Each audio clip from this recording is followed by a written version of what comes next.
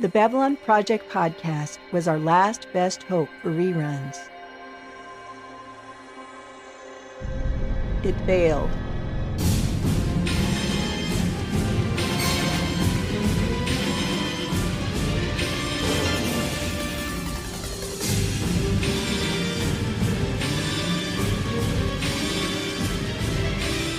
But in the year of the Shadow War, it became something greater. Our last best hope for fandom.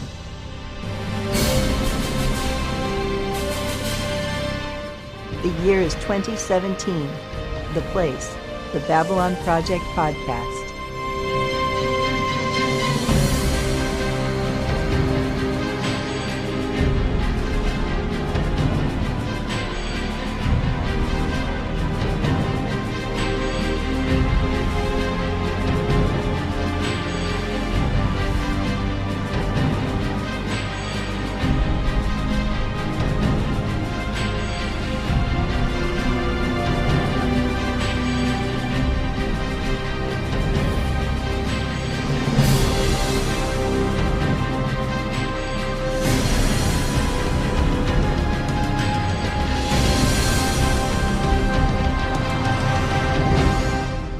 This is Maggie Egan, your ISN news anchor, and you're listening to the Babylon Project podcast. Thanks for listening. Hello there, Babylon 5 fans. Welcome to yet another exciting, thrilling, as Joe Straczynski would put it, Wham! Episode of the Babylon Project podcast. This is Raul Wybera, and as always, I am here with Jim Arrowwood. How are you today, my friend? I am absolutely great. Couldn't be better. I can't disagree with that at all. It's been a good, fun day. It's been awfully muggy outside, but I had a huge pile of editing for my wife. Oh. So. Well, how neat. Kept me busy. Well, sir, I have my trusty Earl Grey, hot. You know, why did Picard always say hot for Earl Grey? Have you ever had Earl Grey iced? I have not had it iced because my son warned me about that. And then, of course, then I had a cup sitting next to me one day that had gotten cold. That was all I needed to know. Anyway, I have my Earl Grey warm and handy. Yep. What episode will we be talking about tonight?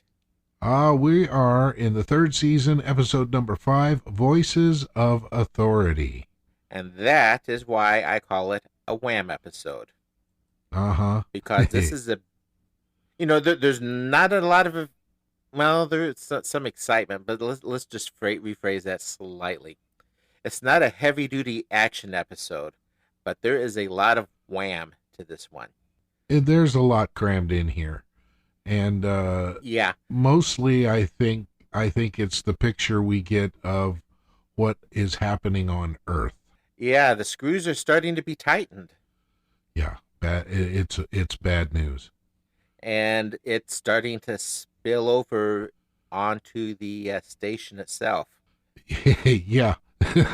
Spill. That's I like that term for things that, spill over. Yep. Well, at any rate, should I go ahead and give a summary of what the episode is about? That would be perfect, sir. Archive. Access. Initiated. Little by little, the Shadow War has started escalating, and Delenn recommends that the first ones, one of the oldest races known in the galaxy, be contacted for help. While Marcus is a little skeptical, Delenn insists that since they have helped fight the shadows before, they may be willing to do so again. She then contacts Draal on Epsilon 3 and asks him for help in locating the first ones. Draal tells Sheridan that he will need to go down to the planet to get the information he needs. Sheridan agrees, but he himself is unable to go to the planet because a new political officer has arrived on the station to monitor Sheridan's activities. So he asks Ivanova to go in his place. Draal is surprised by Ivanova's arrival, but allows her to become part of the machine on Epsilon 3 to determine the location of the first ones. After a few twists and turns, she learns that the first ones are located at a planet known as Sigma 957. She also sees views of the past, including the explosion of Earth Force One and a conversation between President Clark and a mysterious person in which Clark admits his complicity in the death of President Santiago. Draal makes sure that everything is recorded, and after viewing the recording, Sheridan sends the recording on to General Haig. Meanwhile, Susan departs for Sigma 957, and upon arrival, and with some difficulty, manages to recruit the first one's help in the future. Julie Masante, a political officer from the Ministry of Peace Night Watch Division, arrives on Babylon 5. She has been assigned to the station with the blessing of the Babylon 5 Oversight Committee because they feel he has made some questionable decisions as of late, and that he is in need of guidance in his future decision-making process, in light of the current political situation in EarthGov. First, she tries to recruit Zack to spy on Sheridan, and then tries to seduce Sheridan without success. She is recalled to Earth when the Clark recording sent to General Haig is made public. G'Kar has been hearing rumors about the Rangers' activity and wants to learn more about them. When he figures out that there is a new alliance between Sheridan and Delenn, he approaches her and begins asking questions and tries to blackmail her into giving information. When that fails, G'Kar approaches Garibaldi and offers to help with whatever is happening in exchange for answers. But Garibaldi manages to evade G'Kar's questions and doesn't give him any information either. Finally, G'Kar loans his copy of the Book of Jaquan to Michael, telling him to read it. Well, there it is. Character, files, opened. So you could tell by the length of the summary that there's a lot to this episode. It's dense. It doesn't seem like there's a lot to the episode. It goes by pretty quick. Yeah, it's a lot happening. It's a constant pace, continual forward motion. But you're right. It doesn't feel like it's weighing you down. Yeah, it just moves, and in spite of that, you actually don't have a problem digesting everything that happens. No. Well, anyway, in our guest cast, yes, sir, for Voices of Authority, we have John Shuck as Draal. He previously appeared in Long Twilight Struggle, right, as the same character, and this is his last appearance on Babylon 5. Okay.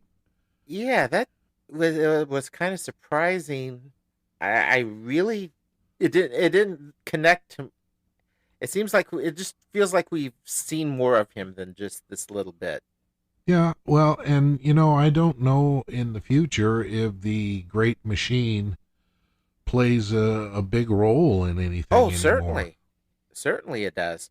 Ah. That I think is part of the reason why it seems like there's more, because there's enough references.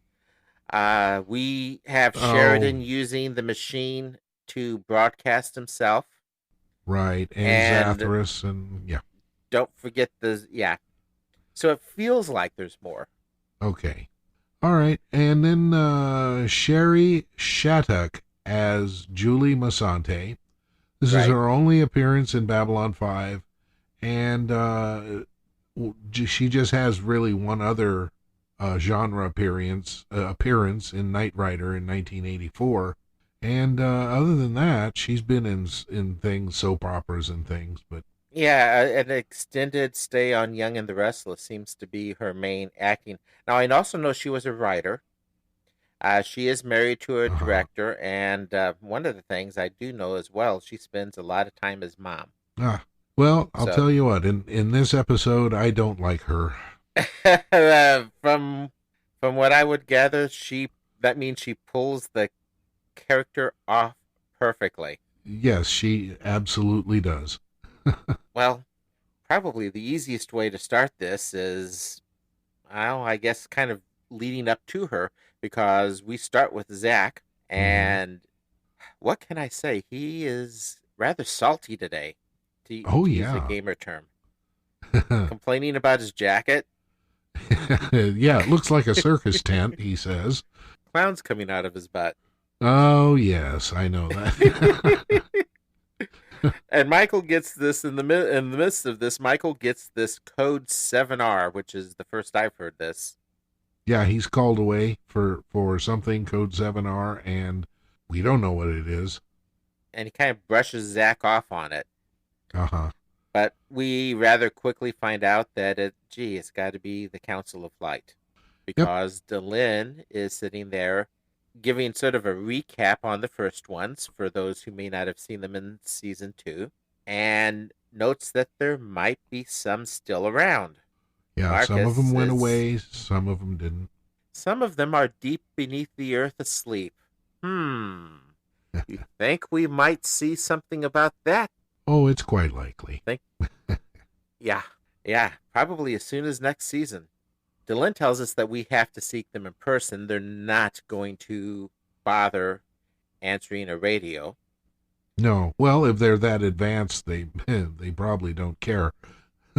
Yeah, that sort of the buzzing of a gnat. Marcus, He's nervous. speaking of buzzing of gnats, Marcus thinks this probably a little bit too dangerous to even try. Well, they're a very old race, and Races.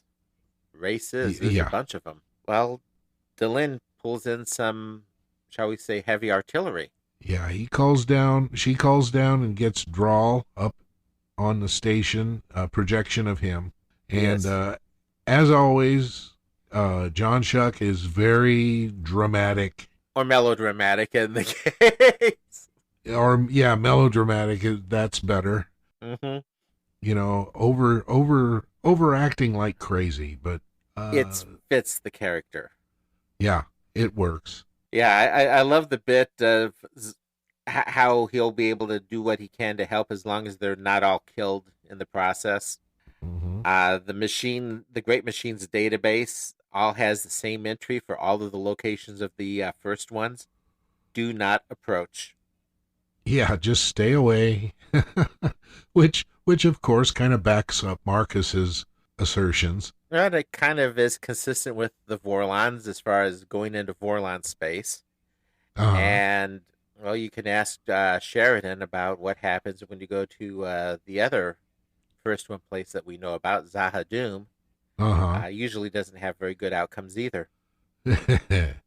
Well, Zack's bad day gets a bit of a perk up.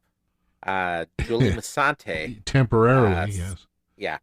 Julie Masante from the Ministry of Peace, Nightfall Division, as you pointed out, has come on board. She's met by Zack, and he is, shall we say, impressed. Yeah, and I'll tell you what, I'm sorry. She just has this atmosphere around her that just said to me, slime ball. Who was it at the end of season 1? No, not the end of season 2. What was the actor's name? Naroon. Oh, you would ask that, and I would ask that. I'm completely unprepared. But no, this just popped into my head because he came off equally slimeball when he was playing the Ministry of Peace guy. Oh, yeah, absolutely. Because it's the one time we see him without makeup. Yeah. And that's kind of, you notice the Ministry of Peace people consistently come off as slimy. Yeah. And by the way, that was John Vickery. Yep. I don't know how I could forget that guy's name, but How did I forget it? yeah. Yeah. No, our mind is on this because we aren't doing an episode with John Vickery in it. True. So We're doing it with someone who's just as slimy, just more eye candy. The attitude, if nothing else, the attitude kind of kills it. Initiating plot analysis. Well, let's turn to the third arc that you mentioned in this episode, Jakar. yeah. He's busy chatting up Delenn. Yeah, Delenn's just kind of wandering through the Zocalo, looking at this and looking at that, and picks something up and looks at it and sets it down, Window and shopping. yeah, she's just trying to pass time apparently. And Jakar, of course, he's going to insert himself. Well, he's suspicious that, as he puts it, something is up. Well, there's always And- something up. I mean, Well, yeah. But it's a great sparring match. Somehow he has heard the name Rangers. mm-hmm. It sounds like he knows probably a little more than he should. Yeah. And Delenn Aminbari tells a lie. She looks Jakar right in the eyes and says she doesn't know anything about Rangers. Now, I understood that Minbari can only lie when they're saving face for someone else. Isn't that the way it works? From a moral perspective, I would suspect that something like military intelligence would probably be a different situation as well. Well, I don't know. And don't forget, she's not pure Minbari anymore either. Well, and that was going to be my next suggestion. Perhaps her human DNA allows her to be a liar.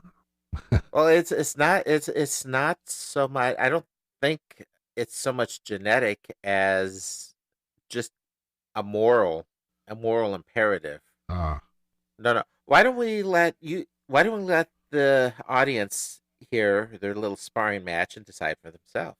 okay. Good day, Ambassador. To you, Jakar. You are well, I trust. Yes, thank you. No problems back home, nothing troubling you. Not that I'm aware of. Thank you. Good day. Well, I'm happy to hear it. I was getting concerned. You see, I've noticed that you've been spending quite a bit of time in closed meetings with Captain Sheridan. One might almost get the impression that something was up. Just the usual diplomatic exchanges between our two governments. Yes, of course, of course. Well, as I'm no longer on the council, I suppose I've forgotten how to tell the difference between a political session and a private meeting. I heard an interesting word the other day, a word I hadn't encountered before. Good. I'm pleased to hear that you are continuing to expand your frame of reference, Jakar. What do you know about Rangers? Nothing. Why? Should I? Well, it's a curious thing, Delenn. My contacts have mentioned the word to me from time to time, and sometimes they're speaking of a human, and sometimes they're speaking of a Minbari. If one didn't know better, one might conclude that these humans and Minbari are both part of the same organization. But that seems extremely unlikely, does it not, Delenn? Yes. Extremely. Well, thank you for your time, Delenn. Since you aren't able to help me, I'll just continue making inquiries on my own. Eventually, I will figure it out. I'll let you know what I find.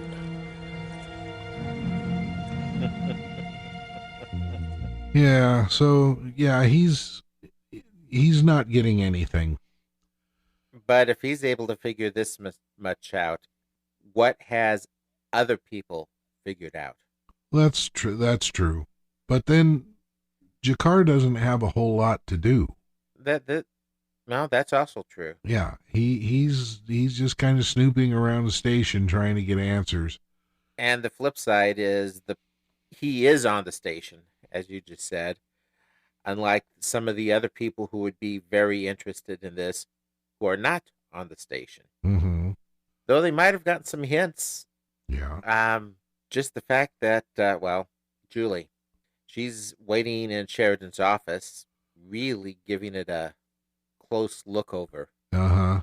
Yeah. Yeah, she doesn't think there's enough Earth Alliance memorabilia floating around. Yeah, I know that was the first shoe dropping, what. Mm-hmm. So he's supposed to have a bunch of symbols around, and, I suppose it's supposed to look kind of like a Clark version of Hitler's office or something. Or Stalin's. Yeah, symbols everywhere, and he doesn't have any of these, and he just tells her, hey, it's my office. I'll have it look the way I want it. Yeah, well, she's with Night Watch, and in order to keep him from making those kinds of mistakes, she's been assigned to him as his political officer. Oh boy. Now, I've read enough books, military books, to know what it means to have a political officer, and that is probably one of the most scary things that could possibly happen. Yeah. So you can institutionalize political correctness. And to keep him politically astute. Right. She said that. Yep. For those who don't know their history, or as Susan notes, people don't read their Santayana anymore. The whole phrase political correctness comes directly from and is directly tied to the phrase political officer. Mm-hmm. It is an officer that is jointly in charge with whoever the CO is to ensure that the correct political position and phrases are used and enforced. Yeah, and in what I've read, the political officer can actually overrule a commander if they determine that it's not part of the party line. Right, and especially I know in the Soviet Union, in the old Soviet Union, yes. Mm-hmm. And Sheridan isn't taking it very well, is he? No, well, he's getting tons and tons of party line double talk very rapidly. Yeah. Is our podcast suitable that I can say what a bitch? In this case, I would accept that. Yes. Okay. In that case, what a yeah. bitch? Uh-huh. She insists that he go to dinner out to the fresh air and fresh air. And also it's got to be at the same time that he's supposed to go and see Draal. Of course. You know what, Jim? Does she not, when you think about it, kind of remind you of Londo's third wife, Mariel? Oh, maybe. That moth drawn to flame, except she's not the one who gets burned. She's, I don't know. She's got a position of authority. She knows it, and she's got some pretty powerful backup. Yeah, but she seems to enjoy the company of powerful men. That's coming clear already, because she's downright hitting on him almost at the end. Yeah. Well, I guess, well, I'm not going to go there. All right. She has attributes and she knows how to use them. Okay. Right. And well, then before they go to dinner, she says, it's not as bad as you might think. I think it's going to be worse. Yeah. Before it's over, especially if it tries to go where she's wanting it to go. Yeah. Well, I get, that's that's in her toolbox. If he's not going to cooperate one way, she's going to try to get him to cooperate another way. I think she was going to be pulling out, I think she was going to be pulling out those tools no matter what. Well, perhaps. Well, but anyway, Sheridan is sending Susan to Draal instead. Yeah. And, well, he's got to keep up appearances because she gets on the line and reports that he's disappearing and nobody knows where he's going and there's going to be trouble. Right. Susan asks him, do you need anything? He says, yes, a glass of whiskey, a gun, and 2 bullets. Oh, gosh. Well, to follow up on your thoughts, comments on Julie, it turns out she's expecting Zack to inform her on the captain. Well, of course. I mean, your sliminess. Yeah, she's trying to set up a network. Mm-hmm. And did you notice, Zack, the night watch thing is starting to become a little bit uncomfortable now. Right. There's no such thing as a free lunch. No, and we knew this was going to come, divided loyalties. Right. Is he going to be loyal to his commander, or is he going to be loyal to the armband he's wearing and the 50 credits? I don't think the 50 credits would be worth it anymore. Yeah, but unfortunately, just like Londo, sometimes when you start down that dark path, forever your destiny will dominate. Yeah. But Susan, she goes down to the planet. Yeah. Draal doesn't like surprises. No, but apparently Susan does. Yeah. Draal likes Susan. She's trouble. Uh-huh. Yep. Well, let's listen to this. I asked for Captain Sheridan. He's busy. I don't like surprises. Really? Love him myself. I mean, to me, everything's a surprise. You're a surprise. This place is a surprise. You see this? Paper cut. Hurts like hell. Anybody else would be upset, but to me, it's just one more wonderful surprise. I mean, I even surprise myself sometimes. So I guess there's nothing wrong with me surprising you. Right? I like you. You're trouble. Well, thank you. It's the nicest thing anybody's said about me in days. This way. Yep, she's trouble, all right. This is why we really would have loved to see more of him. Just for those two. And we also know very well that Susan does not like surprises. Right. Understatement. Uh-huh. So I guess Draal, he can be a little frightening. At least the machine. Certainly. Oh, that's a given. Okay. Dinner at the fresh air. The conversation should bother you. Mm-hmm. No more homeless on Earth. No.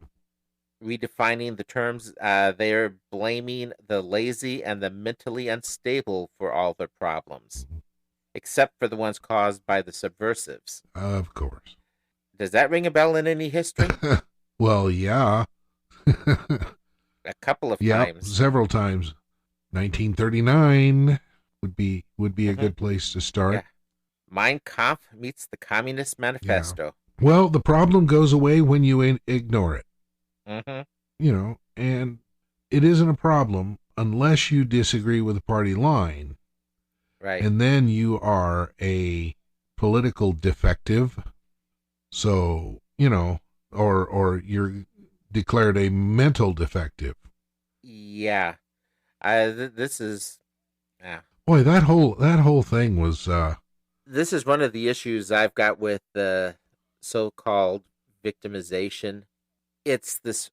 When you dig into it, it's this big combination of redefining terms, and no one's responsible for what they've done. Someone who does something wrong, it's always there's a mental problem. And if you look at the expansion of how mental problems are being defined, good luck trying to find someone who doesn't have a mental problem of some sort if they want to define it that way. And this isn't a partisan deal. This is a whole, just as a warning, don't anybody take that as a partisan statement, because I can hammer either side and some of the sides in the middle with guilty act after guilty act after guilty act. But it's something that happens throughout history. It's historical. Yeah. Well, and, her little speech just really kind of makes me angry.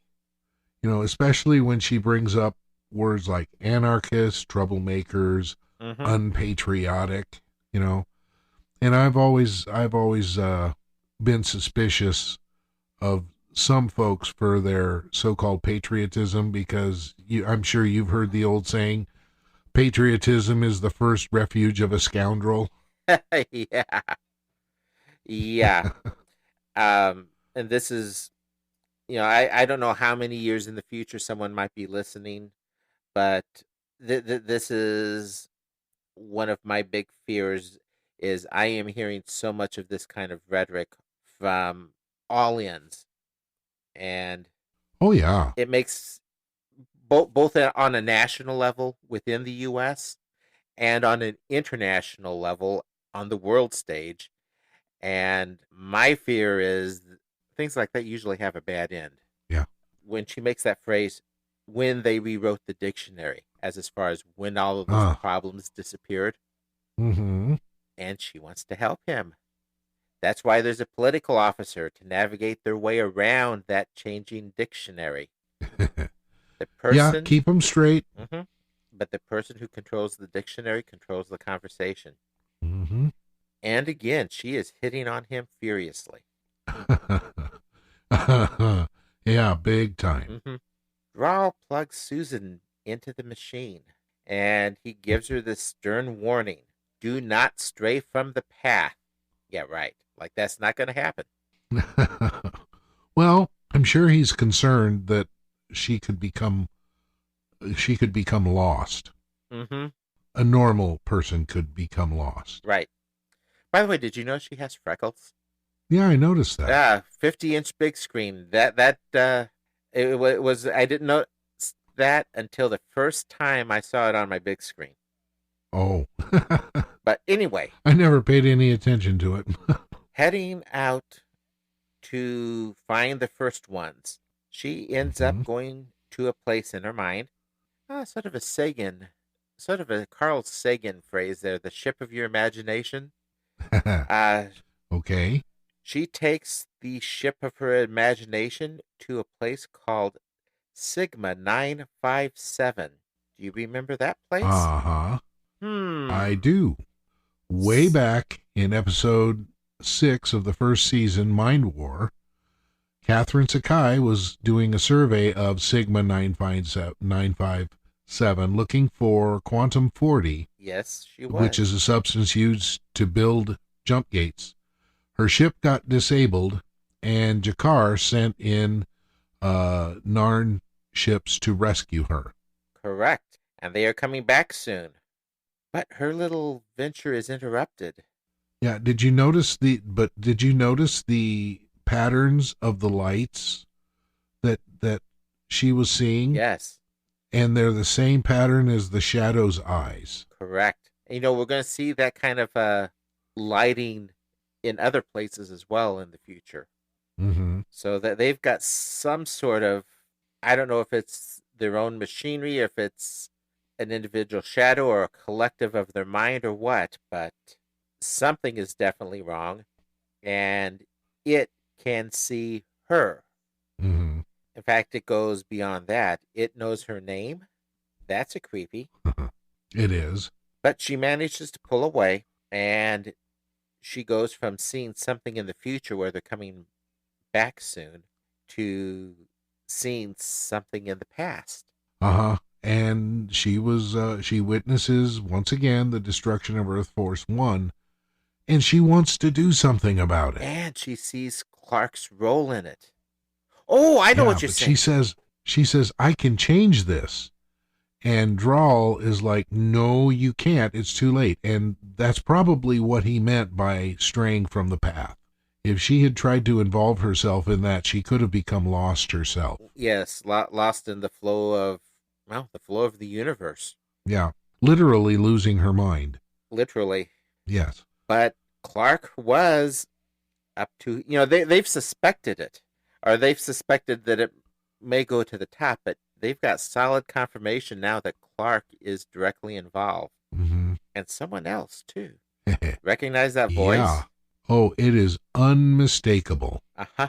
Our good friend, Mr. Morden. Sure enough. An advisor to Clark. And the Psychor. And what else has he got his finger? And to the Centauri. Oh, yeah. Well, he's got his fingers in a lot of different pies. He gets around. I mean, he didn't just stop at asking, what do you want? What do you want from Jakar and Londo and all those other guys? He probably asked Clark, what do you want? Right.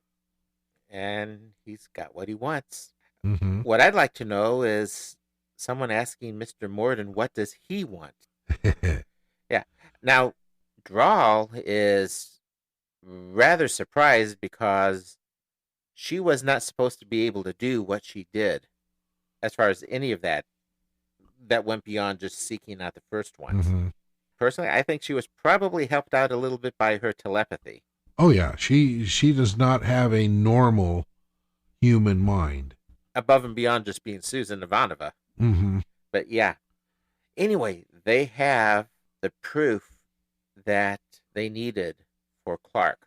Yeah, and then what to do with it, because Sheridan knows that he can't send it himself. Right. Because if he does, they're going to come down on him even harder than they already have. Mm-hmm. So, he's going to arrange to have it sent to General Haig. You're jumping a bit ahead. Yeah. At the moment, but right now, well, he's not exactly what you would call alone. Apparently, there was a problem with Julie Masante's quarters. I wonder if that was truly an accident, but anyway, she's in his quarters. And to answer your question about the little black dress, no, there's nothing underneath it. In fact, at the moment, there's not even a her underneath it because it's in a puddle on the floor. Uh-huh. Yep, she is going to quote-unquote whip Sheridan into shape. Yeah, like I said, I like moth drawn to fire, and it's not the moth that gets burned. Well, she's going to wind up, if he succumbs, she's going to wind up with the upper hand. You know that. Of course. Yeah. Well, Sheridan gets sort of rescued, I guess. Susan shows up. Mortified is more like it. I think you've got the clip for this. We're not even going to describe it. Let's just go straight to the audio because it's one of those priceless moments. Oh, My usual timing, sorry. it's not what it seems. Now, what are you doing? I'm using Draal's holographic system. Captain, I've got a lead on some of the first ones. There's a chance we can catch him, but it means leaving right now. We don't have much time. Damn it. I can't leave without an explanation. She'll be all over me. Looks to me like she's already all over you. Well, I can't risk exposing the operation to an outsider. You'll have to go without me. Get a hold of Garibaldi. You'll need someone on board who speaks Minbari. And be careful. Yeah, same to you. Oh, and Captain, while I was in his computer system, I found something else you're going to find very interesting. What? It's a long story. I'll uplink the data to Garibaldi before I leave. John? Good luck, Captain. I think you're about to go where everyone has gone before.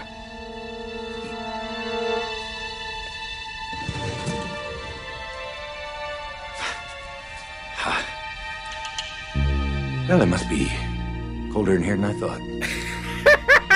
You got that part in there, too. Oh, gosh. Yep.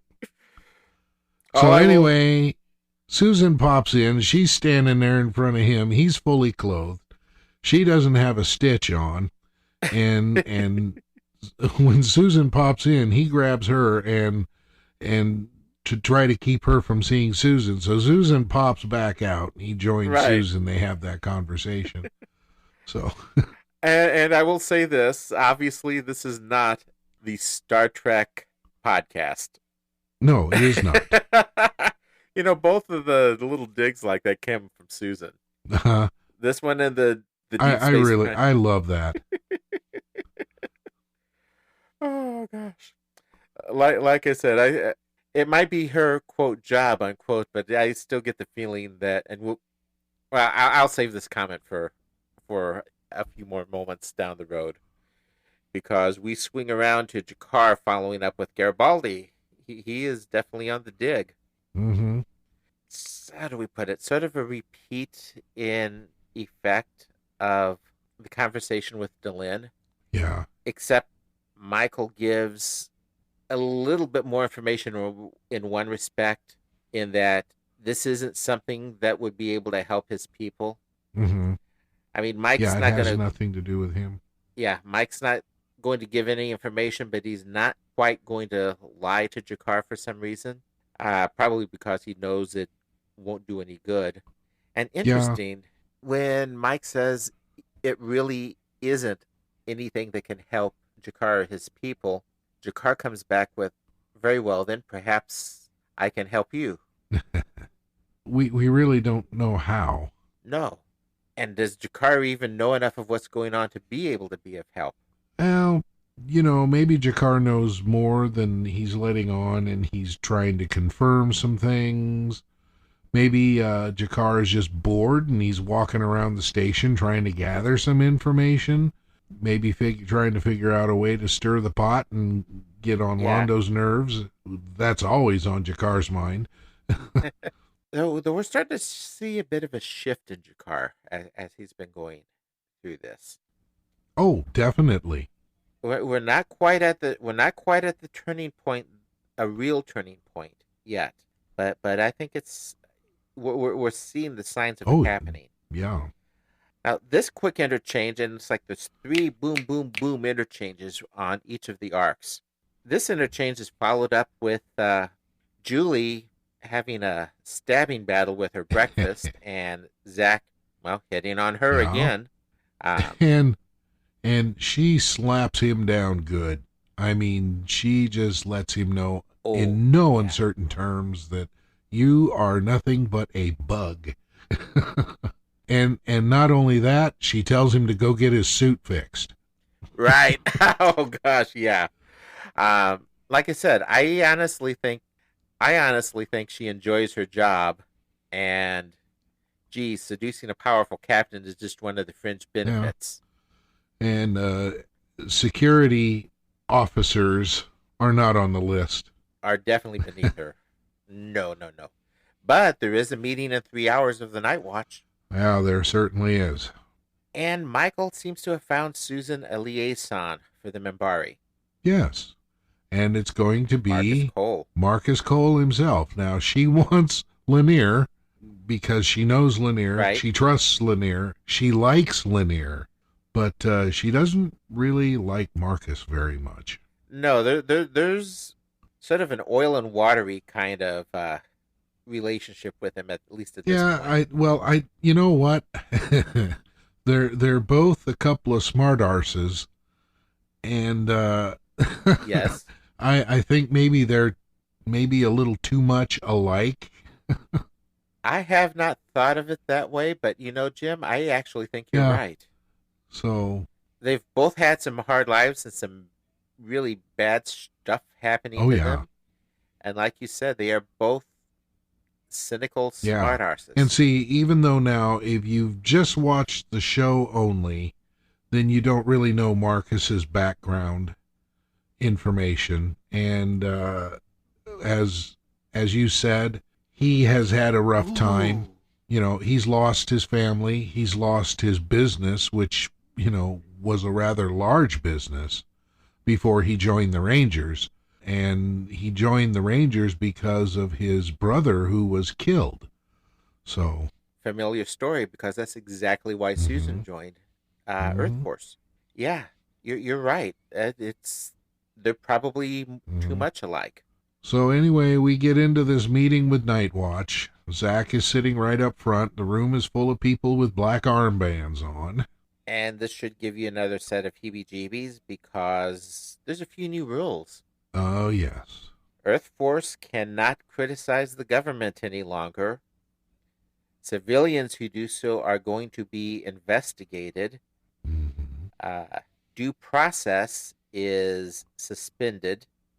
For political crimes. Apparently the political office, political crimes, and the political office apparently has police power to enforce political correctness. And, now, Earth Force cannot criticize the government.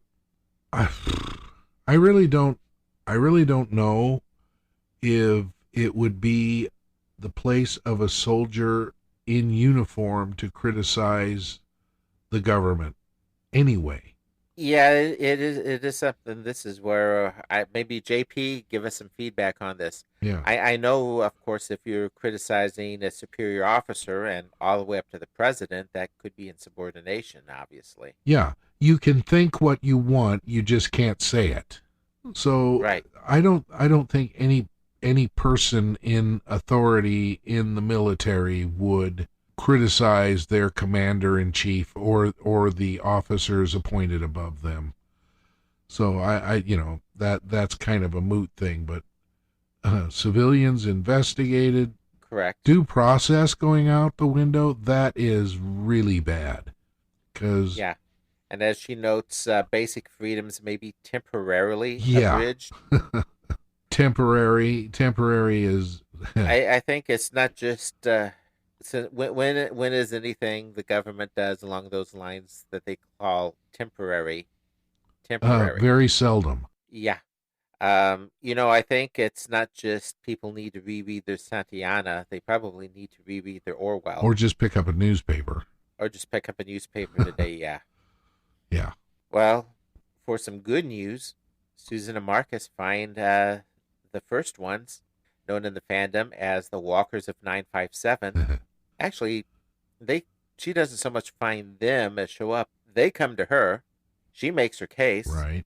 It seems that they don't like Vorlons all that No, much. when she mentions Vorlons, they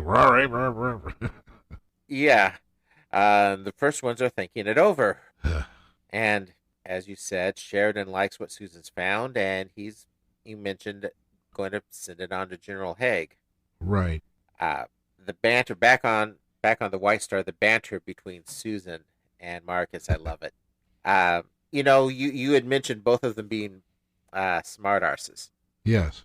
Folks, someone tell me if I'm the only one, but does this not remind you of Moonlighting? And now that's a movie. The movie Moonlighting, or was there a TV series? No, this television series. Because I remember running a movie called Moonlighting. I didn't watch it, but yeah, that was a very different movie. The television series Moonlighting ran from 1985 to 1989, and it had Sybil Shepherd and Bruce Willis. They commonly end up having that kind of an argument between each other, and they both storm out and slam the door behind them in their office. They were private. They were both detectives. Okay. See, I never watched the series. It was a fun series. It was one of those ones that lasted great while there was the romantic tension. When they finally got together, it kind of of course, fizzled out. That's usually the way it works. Yep. Anyway, while they're having the moonlighting moment, that Walker icon pops up and says, "Zog," and disappears. Zog. Do you think that, like I do, that's just a little bit corny? Yeah, but in a fun way. There's a whole lot in this episode that's a little bit corny at points. So I'll give it. Yeah. It's not nearly as corny as the ancient Vorlon god Buji. Yeah, Marcus is not helping here at all. No. But it gives Susan an idea of sorts, because she goes back and gives him a definite tweak on the nose there. Yes, After all, I they've got know. Vorlons. That's enough. I know. And you know something? The reaction that they have, an advanced race wouldn't respond like that and give in. I am going to disagree with you for one reason and one reason only. Some of the egos, especially in the medical community, are so ridiculously inflated that they really can be tweaked exactly like that. I know this because I have done it. You'd be amazed. Oh, what's the word I'm looking for? Sometimes the bigger the ego and the more powerful they are, the easier they are to lead. And let's face it, you see kids doing that with parents all the time. Huh. No, I have to stand by my assertion that an advanced race would not respond like that. They would do, in my mind, one of two things. Okay? Either A, just blow them out of the stars. Right. Or B, not say another thing and just leave. Yeah, but neither of those will help the story. Well, of course. And like I said, this is one of the more funner stories of the heavier arcs. Yeah. I do love Marcus's comment in the process, though. I think you're making them mad. Yeah. Well, I think that's what the idea is here. Exactly. Okay. I think we're kind of at a point of the story starting to wrap up now, because it seems that the data clip has made it to the news, public news broadcast somehow. Mm-hmm. And one good thing, Julie Masante has to go back to Earth. Yep, she's recalled. Oh, darn. I think the only person disappointed is probably Zack. Speaking of which, Garibaldi seems a little bit worried about Zack.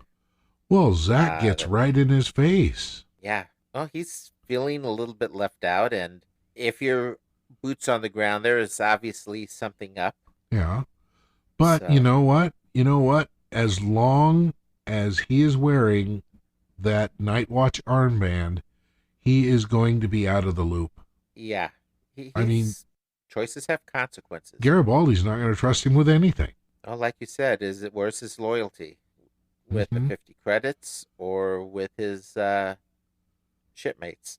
Yeah. Well, he's finding Spacemates. himself in a very bad place. I mean, after that meeting, And he says so. yeah, after that meeting, he is now very uncomfortable with what he's hearing about the new rules are. Correct. And his own boss isn't even going to keep him in the loop, isn't going to keep him informed, not going to tell him anything that's of any consequence. And he even says he doesn't see a way out. He's walking he's walking in a line. And Well, all he'd have to do is take that armband off and not take the money. I have a feeling it's occurred to him that it's not going to be as easy as that, though. Is he selling his soul for 30 pieces of silver? Sounds more like for 50 credits a week. Yeah, which, as far as Night Watch is concerned, they are going to own him. Right. And if he doesn't play ball or do things their way, then he's going to be subversive and mentally defective. And we've already seen things like that happening on the station, so he knows it's not an empty threat. Mm-hmm. Well, Zack isn't the only person that's upset. Earthdome seems to be in an absolute panic. Well, after that news comes out, you bet. Yep. They should be. Pulling those two little pieces of thread back together, Zack is not being all that smart. He's asking Masante about what is a Code 7R. And of course, she has no clue. Yeah, at least he tries to walk it back a bit. Mm-hmm. It's probably lucky she's as distracted as she is, because it doesn't quite raise as much of a red flag as it could have. Well, she's probably preoccupied. Well, she's a bubblehead. Mm-hmm. And you notice the name of the ship that she's going back to Earth on. Yeah, The Loki. Is that not appropriate? Yeah, we've got tricksters. Yeah. And in the middle of the night, Garibaldi gets a visitor. Oh, and he is just so thrilled. But Jakar seems to have found a way he can help. And this is why I think Jakar has put more together than even he's let on so far. Mm-hmm. Because what does he give Mike? His Book of Jaquan. And tells him to read it. But I don't read Narn. Learn. Learn. Do you think we might find out that it is more helpful than we realize? Oh, I think so. I honestly don't know how Mike will do it. Don't know how he'll have time. but he'll do it. He and Michael and Jakar are developing a really neat kind of relationship. Yes, they are. Probably because Londo has done so many rotten things, and as we know, Michael's not very happy with Londo. No. So he's kind of gravitating the other direction, and Jakar is coming forward and saying, "Hey, I want to help. Okay, how can I help?" Right. And gives Michael, and I'm sure Michael is not oblivious to this, gives Michael probably one of his most important possessions. Mm-hmm. And as annoyed as he is, that's got to carry some weight with Mike. Well, I'll tell you what, you wake me up at 2 a.m, and you better have something really valuable to give me, or we are going to have difficulties. Yeah.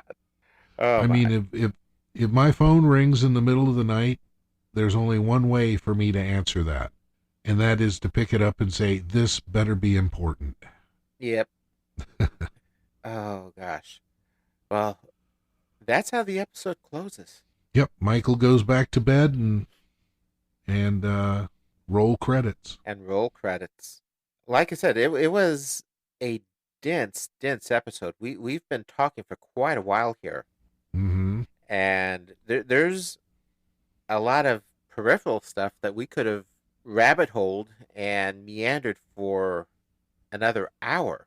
Yeah. But it was fun. Yeah, we could have gotten into a lot of the political philosophy and that kind of stuff. Yeah, and well, I didn't for two reasons, and believe it or not, it has nothing to do with getting or not getting partisan. Uh-huh.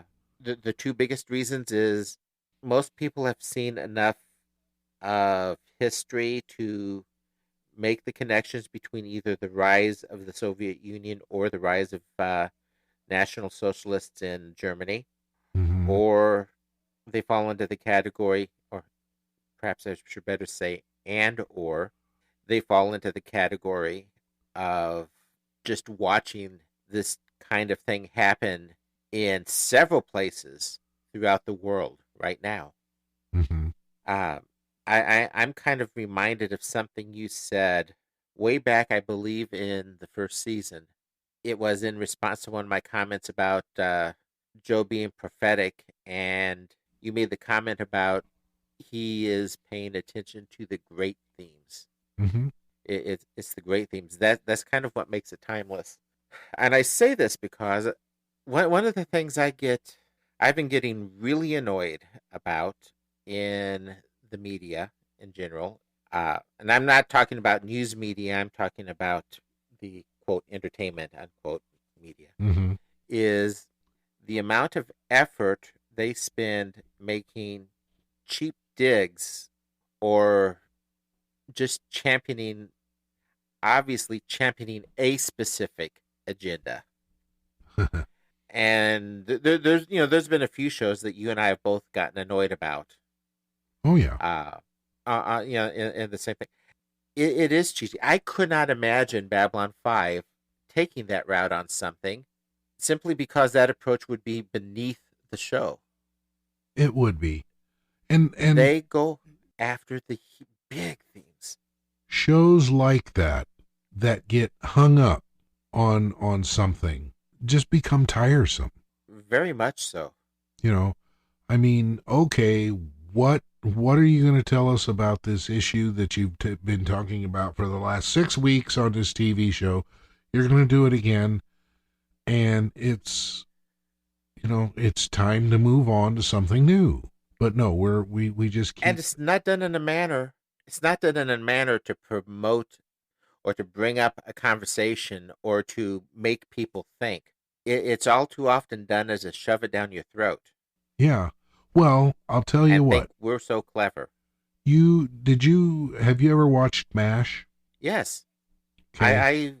I don't think I can. I watched the series from beginning to end, and though I don't think I could I've never been able to rewatch the series finale. Right.